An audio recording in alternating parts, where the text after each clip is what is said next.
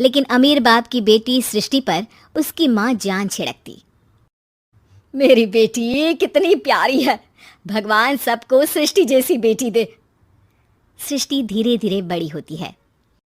एक दिन सृष्टि की सहेली कहती है, तू दिखने में कितनी अजीब सी है, लेकिन मैं जानती हूँ हम सब में सबसे अच्छी शादी तो तेरी ही होगी। तेरे पापा अमीर जो हैं। और बता नहीं सकते यार, दहेज तो हर कोई देता है, ये क्या ज्यादा ले जाएगी अपने पति के लिए? अरे बड़े शहर में कोठी है इसके पापा की। अरे पापा की है ना, कौन सी इसकी है? इसकी होती तब तो कोई भी लड़का इससे शादी कर लेता। अरे पापा की मतलब पापा की है तो मेरी ही है ना?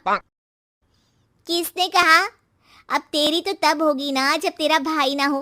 वैसे भी शादी के बाद सारी प्रॉपर्टी भाई के नाम होती है। सृष्टि समझ जाती है कि उसे किसी भी हालत में माँ बाप की सारी प्रॉपर्टी को अपने नाम करना है, लेकिन कैसे? एक दिन सृष्टि का भाई शीनू कहता है, बहन क्या कर रही है? तुझसे एक बात करनी है। अरे हाँ हाँ करना, मैं तो तेरी बहन हूँ। बहन मेरी लाइफ में ना एक लड़की है, बहुत अच्छी है। मैं सोच रहा हूँ माँ और पापा से बात करूँ शादी के लिए। सृष्टि को समझ में आ जाता है कि भाई की शादी होते ही भाभी उसे एक दिन भी घर में बर्दाश्त नहीं करेगी।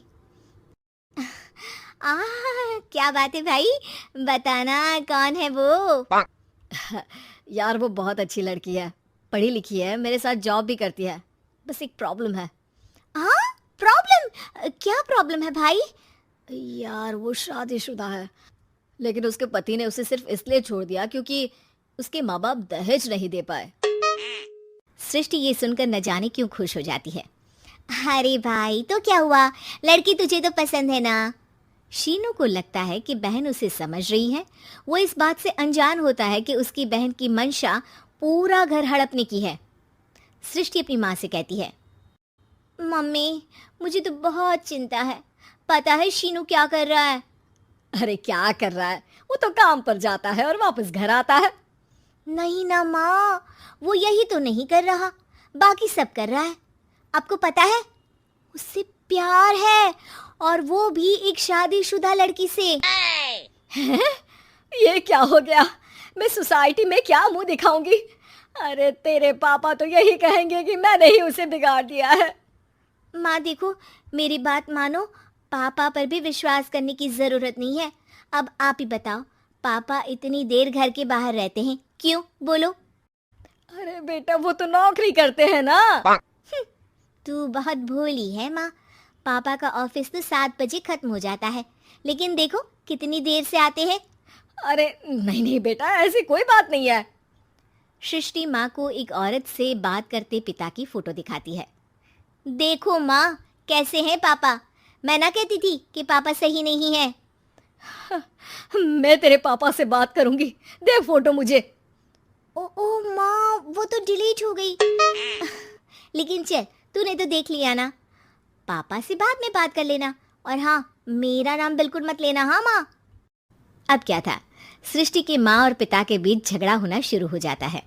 सृष्टि के मन में क्या चल रहा था कोई नहीं जानता था।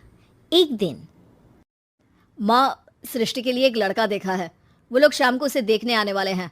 और हाँ माँ एक खुशखबरी, मैं और पापा मिलकर एक नया बिजनेस ट्राई कर रहे हैं। शाम को लड़का आता है, सांवले रंग का। सृष्टि को तो बिल्कुल भी पसंद नहीं आता। लड़की की माँ कहती है, लड़की का चेहरा तो कोई खास नहीं, लेकिन अगर मेरे बेटे को आप लोग सेटल कर दें तो मैं उसकी शादी आपकी बेटी से करवा दूं। सृष्टि को लड़का बिल्कुल पसंद नहीं था। उसे भाई पर गुस्सा आ जाता है। लड़के वालों के जाने के बाद कहती है, माँ देखा शीनू मेरे लिए कैसा लड़का लेकर आया, न दिखाने लायक न सुनने लायक, सेटल भी नहीं, वो भी हम करे। अरे माँ मैं जानती हूँ ये मेरी शादी किसी भी घर में क्यों करवाना चाहता है। अरे कैसी बात कर रही है बहन, तूने तो देखा ना, लड़के को मैंने ही मना कर दिया तुझसे शादी के लिए। जिसने लड़का बताया था उसने उसकी बहुत तारीफ की थी। बात आई गई हो जाती है, लेकिन सृष्टि का मन शांत नहीं होता। क्या करूं कुछ समझ में नहीं आ रहा। मेरी शादी हो गई तो ये लोग पूरी प्रॉपर्टी शीनू के नाम कर देंगे, मेरे हाथ तो कुछ लगेगा ही नहीं। तभी सृष्टि को आइडिया आता है। वो किसी वकील को फोन करती है। जी देखिए, अगर आपके मम्मी पापा का तलाक हो जाता है तो आपके पिता की आधी प्रॉपर्टी आपकी माँ के नाम हो जाएगी। फिर उसे वो किसी को भी दे सकती है। सृष्टि अब माँ को बेटे के खिलाफ भरती है। माँ, शीनू पर नजर रखा करो। वो जिस लड़की के प्यार में है ना, वो शादीशुदा है। यहाँ आएगी, सारा पैसा, रुपया, जमीन, जायदाद सब हड़प लेगी। पापा का भी हाल तुमसे छुपा नहीं है। ऐसा ना हो कि मैं और आप एक दिन सड़क पर भीख मांगे। हे भगवान, मैं तो जीते जी मर जाऊंगी अगर ऐसा हो गया तो। ऐसा हो गया नहीं माँ, ऐसा ही होगा। अभी समय है, आगे का सोच लो। मैं तो कहती हूँ पापा से आधी प्रॉपर्टी लेकर अलग हो जाओ। पापा की आधी प्रॉपर्टी भी हम लोगों को अगर मिल जाती है ना, तो अगले 7 जन्म सफल समझो। बेचारी माँ बेटी के कहने पर पति से तलाक लेकर अलग हो जाती है। सृष्टि अब पैसों से गाड़ी और अपने दूसरे महंगे शौक पूरे करने लगी। उसके दोस्त भी उसके पैसे इस्तेमाल करते। सृष्टि, कल तुम कहाँ थी? मैं सारा दिन घर पर अकेली थी। तो मैं क्या करूं?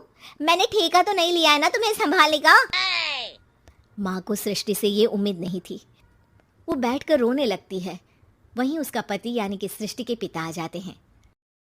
मैं जानता था कि तुम्हारा यही हाल होगा, तो आपने मुझे रोका क्यों नहीं? मैं रोकता तो तुम रुकती क्या? सृष्टि के कहने पर तुमने मुझ पर अपने बेटे पर शक किया, लेकिन तुम ये भूल गई कि कैसे हम दोनों ने मिलकर जीवन में इतना सब खड़ा किया। माँ पति के गले लग जाती है।